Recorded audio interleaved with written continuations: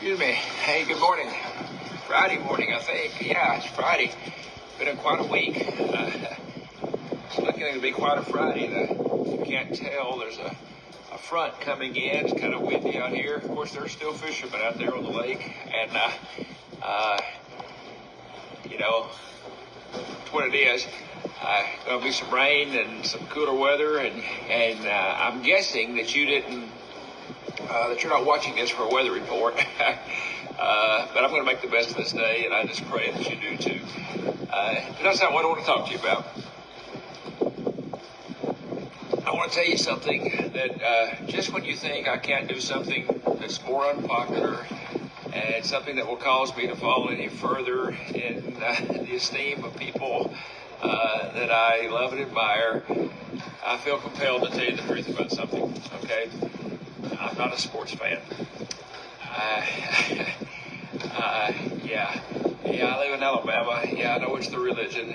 I know fan means fanatic, and I'm just not one of them. So I want to get that part out of the way. But I don't want to lose track of some of the valuable things that I've learned and that I hope you're learning from this world that's so obsessed with sports. I just want to give you an example from my life this week. On Tuesday nights, we have a group we call The Gathering. It comes together down in Florence, and there's this fella who comes into our midst. He was an All-American college football player. He played 10 years, I think, more or less, of professional football. He's in the halls of fame, and, if you mention his name, everyone says, oh, yes, he's just a very well-known, gifted athlete who was clearly at the top of his, field, and I certainly would never, ever want to diminish what it cost him to do that, because it cost him a lot. And he invested everything that he was in that reality. So there's that. But I don't know him, you see, as a sports figure. I don't know him as a football player. I don't know him from all that history. I know him as a fellow who, he's got some trauma-induced dementia, I guess you would call it, from all those years of football.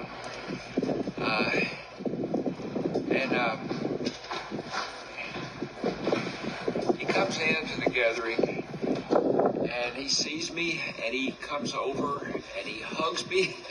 He's a few years old. As a matter of fact, I told him the other day, he's 7 years older than me, and I said, Dennis, 7 is the perfect number. We're the perfect relationship age-wise. And he just smiled so big. But anyway, he's still got a grip. And when he hugs you, you know you've been hugged.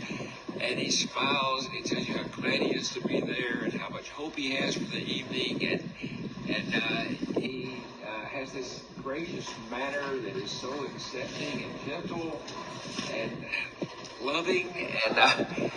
And then when I start to teach, and I know that everybody doesn't know this, but teachers can see the people to whom they are teaching. And you can tell the ones who are yawning, and you can tell the ones who wish they were somewhere else, and you can tell the ones who, think that, Dennis is zeroed in on me with this laser intensity. He listens so closely, and he has this look of expectation and anticipation and joy on his face. And I find that so very encouraging to see that. But that's not what I want to talk to you about either. Last Tuesday, after it was all over, folks filter out. They go their own way. Some stay around. We usually get some takeout food. A dozen or so of us will stay and eat together and have some good fellowship. And the cutie had called in our order at Taco Mama, which is next door. And I was walking over there, and before I got to the door, it burst open, and Dennis came out. And he walked up to me and smiling broadly, and he had some cash in his hand. It kind of wadded it up. And he gave it to me. He said, I meant to put this in the tip bucket, but I forgot. And it's all I have, but I want to give it. And it was all I could do to stop myself from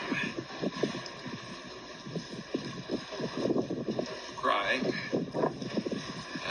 because there was such an important testimony in those words. It's not much, but it's all I have, and I want to give it. If there were ever more applicable words to our lives, I can't imagine what they would be. In the grand scheme of things,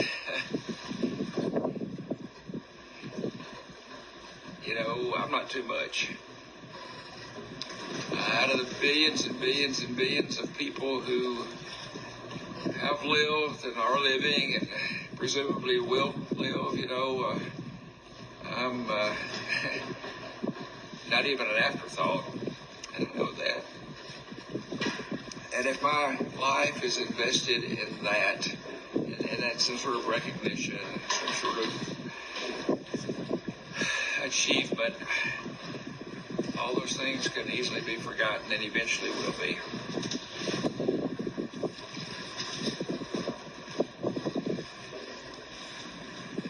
We have this friend who teaches us a different way.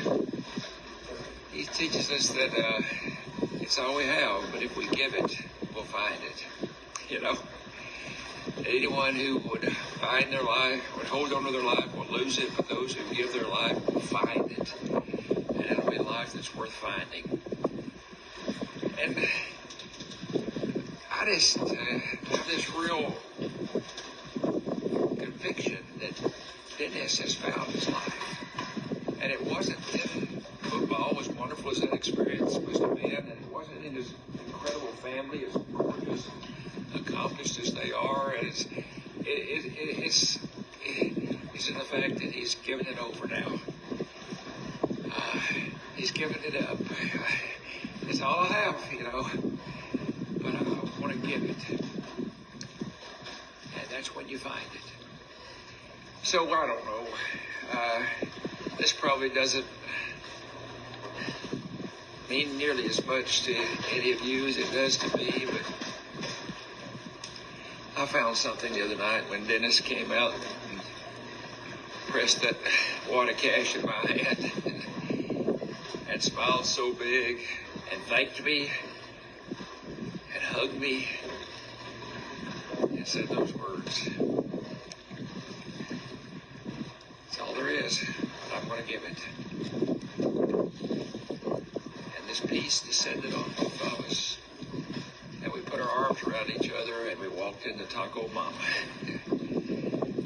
Whatever you do tonight, whatever you do today, give yourself a chance to walk into Taco Mama with your arms around somebody who gives it all, who gave it all, and see exactly what that means, okay? Love you, children. Peace be with you. Enjoy this gorgeous Friday, and let's look forward to leaving it all on the field.